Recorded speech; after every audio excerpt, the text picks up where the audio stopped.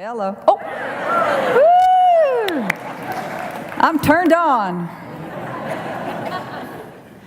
Well, I am delighted to talk to you today within the context of our series on the world's religions and looking at that wisdom that is pervasive in many of the religions that are practiced in the world today.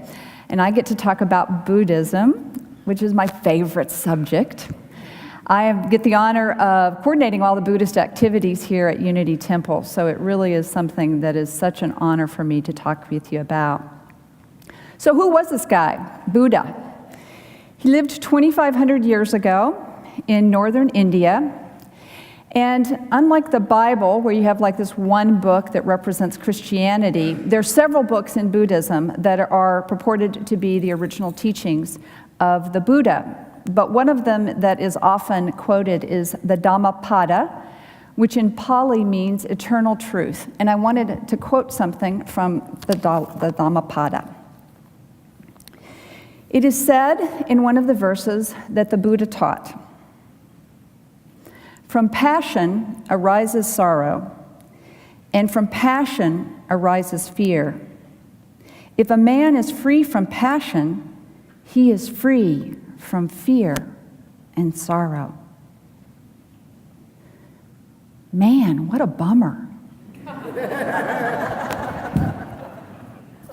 Who would want to be involved in something that said passion is bad and you're supposed to give up all desire? That doesn't sound like a very good spiritual path to me. It's interesting that the Buddha lived 2,500 years ago, and so his teachings weren't actually written down till about 500 years after his life. And then they were written in Pali, which was the native tongue of the time. And then they were translated into English starting in the 1800s. And so now, after about 150 years of people speaking English and studying and practicing Buddhism, they've been able to go back and look at the original translations to see what was actually there. And in this particular verse, the word passion that had been translated as passion was actually the Pali word raga, R-A-A-G-A. And if you look at the way that this was actually meant within the context of all the teachings, it turns out that Buddha wasn't talking about passion at all. That what he was talking about was compulsive cravings. If we think about in our own life those times when we compulsively crave something in an addictive way, when we don't care about whether or not we're hurting ourselves or somebody else, those things when we try to control our external environment, control other people in order to get things just the way we want, and when it's not that way that we get angry and resentful, that would be compulsive craving. And so if we reread this verse with that more accurate translation, we can get to the heart of what the Buddha was trying to teach. And that was that compulsive craving is what creates sorrow. And it is compulsive craving that creates fear. And that any person that is consumed by compulsive craving will be followed by fear and sorrow in their life. So Buddha was trying to find out how to relieve suffering. And he found that from his own experience that compulsive craving was one of those ways that suffering was caused. Now, in his own life, it's helpful to know a little bit about the man, Siddhartha Gautama, who had this awakening. And he was actually born as a prince. He had every worldly desire that you could possibly imagine, and he found that he wasn't happy. And so he decided that he would give it all up, and he would go out into the forest, and at the time there was a group of people called ascetics that were practicing depriving themselves of every worldly thing you imagine. They didn't eat very much, they had no belongings. It was all about giving up everything in the world, and that was supposed to lead to peace. But Siddhartha Gautama didn't find that. He found that in the excesses of having everything in the external world that you could possibly imagine, or denying the entire world and everything in it, neither brought peace. And so he found in his own awakening that there was a middle way, that there was a way to be in the world but not of it. And when you think about it, that's what Jesus was teaching as well. That Buddha was not about giving up passion. He was about being passionate and desiring the truth. Being so passionate and desiring happiness so much that you would be willing to explore whatever it took to get them. And so if I had to sum up Buddhism in one sentence, it would be this: that through the practice of prayer and meditation and mindfulness, that we have the ability, through these time-tested techniques, to be happy, regardless of our external circumstances.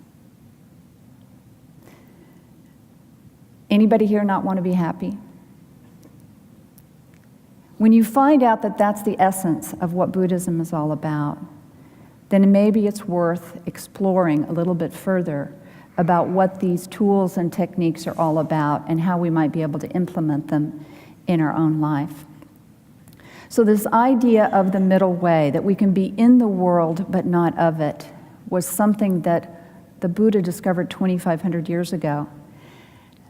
But if you think about our culture today, and sometimes we have been described as a culture of consumerism, that it seems like our culture values having external things. And in that context, you might see that this process of finding the middle way to be in the world but not of it might be a great antidote for the consumerism that we all are faced with in our culture today. In fact, Buddhism is the fastest growing segment of spirituality in the United States today. And I'm very proud. You know that you've really made it in this world when an episode of The Simpsons devotes an entire episode to Lisa becoming a Buddhist. Now you know it must really be important. So this idea of mindfulness and meditation is coupled with a lot of things that we find in Christianity, in Judaism, and in Islam. And another one of those is that power of prayer and meditation, that opportunity for us to get quiet and do nothing and listen to that inner voice that we each have within us, and to be able to know the truth of who and what we are. So there are many, many similarities, except for this like one little minor thing, and that would be that God thing. Buddhism is sometimes described as non-theistic and thought that Buddha didn't believe in God. But I think it's important that when you think about the Buddha, you understand the context and the culture within he was living at the time. And at the time, 2,500 years ago in northern India, Hinduism was just starting kind of its nascent growth. And at the time, the people in his area worshipped all sorts of gods. There was the tree god and the sun god, and anything that you couldn't explain, well, that was a god.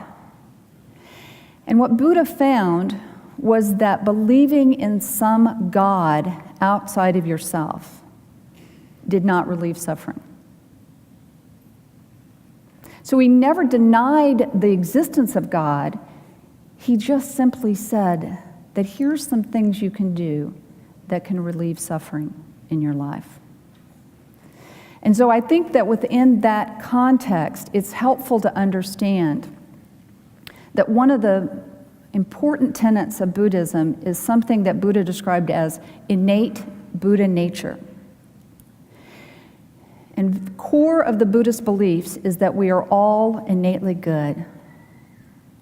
Everybody here, nobody's left out. Every single one of you have within you this innate wisdom, this innate goodness. You have everything you need to live a passionate and full life. Now, fast forward to the 1800s, and Charles and Myrtle Fillmore were starting this movement called Unity. And Charles went out to look at all the religions of the world and to try to find what was that basis upon which he could found this movement. And when he looked at Eastern religion, he found this concept of Buddha nature. And so there was a concept that that was very similar, and what he called it was Christ consciousness. And many of you who have studied some of the Unity teachings know this is central to the Unity principles, that within each of us is that spark of divinity, that within us we have this Christ consciousness. That starts to sound a lot like Buddha nature.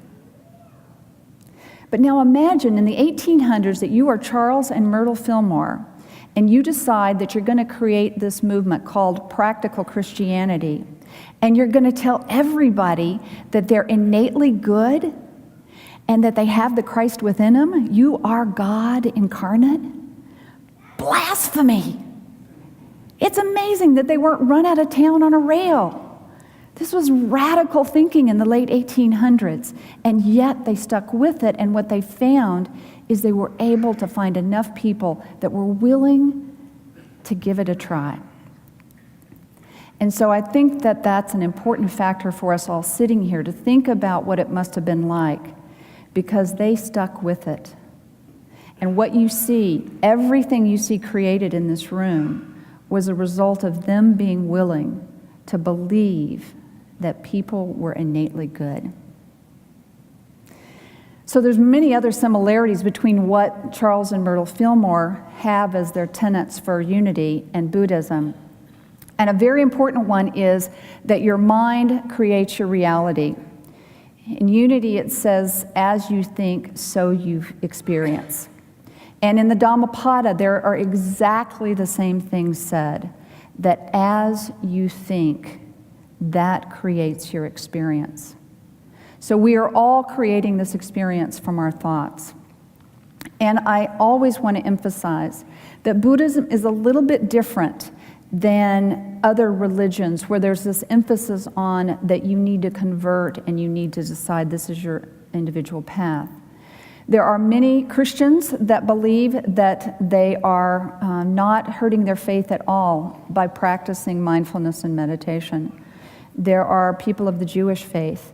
In fact, there's a Buddhist teacher named Sharon Salzberg, and she's written a wonderful book talking about how she can fully integrate Buddhism into Judaism. And she's called it, "That's Funny, You Don't Look Buddhist." And so I'd encourage you that no matter what path you might think that you're on, to at least consider the power of prayer and meditation and mindfulness from a Buddhist perspective. In fact, my own teacher, Lama Surya Das, he was raised Jewish. He's American. He was raised in Long Island. And early on, and when he was in high school and college, he just felt this yearning to learn more about Buddhism. And he actually went over to India and spent many, many years in a retreat and studying with the great masters of the time. And his mother had a little bit of a problem with that. She really just wanted him to be a good Jewish boy from Long Island.